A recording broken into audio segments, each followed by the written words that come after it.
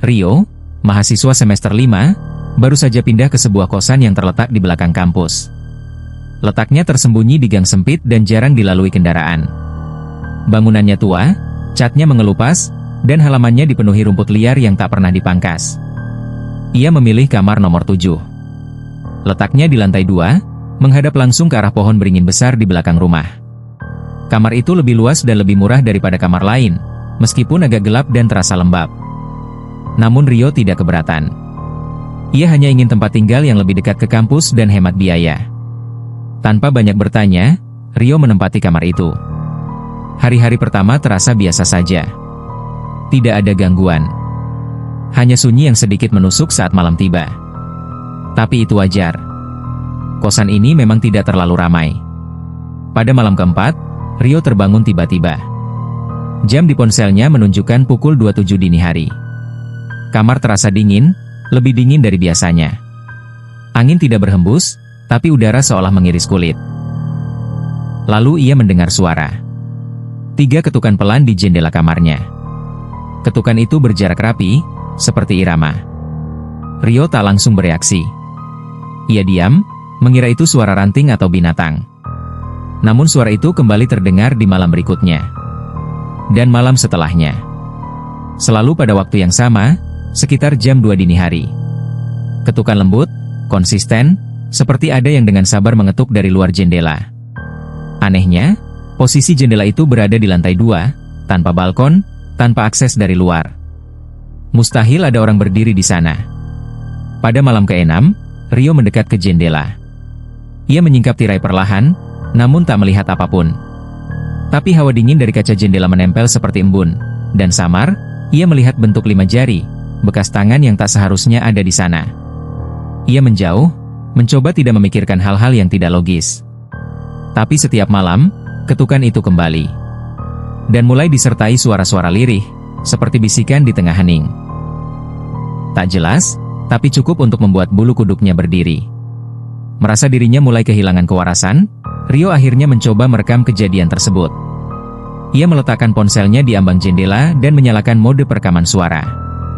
Keesokan paginya, ia mendengarkan rekaman itu. Awalnya hanya hening, lalu terdengar jelas ketukan pelan 3 kali, disusul oleh suara napas yang berat dan panjang. Ada jeda, lalu suara lirih seperti seseorang memanggil dari kejauhan. Tak jelas apa yang dikatakannya, tapi terasa dingin merayap di punggung Rio saat mendengarnya. Kemudian terdengar suara lain, seperti gesekan tali di langit-langit. Suara itu muncul perlahan, teratur, seperti seseorang sedang menarik sesuatu, atau menggantung sesuatu. Malam-malam berikutnya, suara-suara itu tidak hanya terekam. Ia mulai mendengarnya langsung, bahkan saat terjaga. Bisikan di balik jendela. Nafas di balik pintu. Langkah pelan di langit-langit. Semua hadir, semakin jelas, semakin dekat. Tanpa sengaja, Rio mendengar cerita lama dari salah satu penghuni lama kos. Kamar nomor 7 pernah ditempati oleh seorang mahasiswa bernama Fikri, 2 tahun yang lalu. Fikri dikabarkan mengakhiri hidupnya dengan cara menggantung diri tepat di tengah malam, dan baru ditemukan keesokan paginya, membiru dan tak bernyawa. Sejak itu, kamar tersebut sempat kosong lama, sebelum akhirnya ditawarkan lagi. Beberapa penghuni sebelumnya hanya bertahan seminggu, bahkan ada yang keluar tanpa membawa barang-barangnya. Tak ada yang mau berbicara lebih jauh. Kini, semua potongan kejadian mulai masuk akal. Ketukan, bisikan, udara dingin, dan suara tali. Semua seperti pengulangan peristiwa yang sama. Rio memutuskan pindah. Namun malam itu ia harus menginap 1 malam terakhir sebelum bisa keluar dari kosan. Ia menyalakan semua lampu, mencoba bertahan hingga pagi. Tapi pukul 1.58, listrik padam.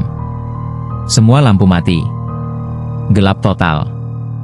Jantungnya berdegup liar. 2 menit kemudian, ketukan terdengar lagi. Kali ini bukan hanya di jendela, tapi juga di pintu. Di tembok. Dari dalam langit-langit. Ketukan itu berdatangan dari segala arah, mengelilinginya seperti irama kematian. Lalu terdengar napas. Dekat. Sangat dekat. Hawa dingin menyelimuti tubuhnya.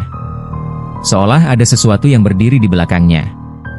Tapi Rio tak sanggup berbalik. Tubuhnya membeku. Ia merasa sesuatu menyentuh lehernya. Lalu seperti ada yang melilit pelan dari atas, mengencang perlahan. Matanya terpejam. Nafasnya tersendat.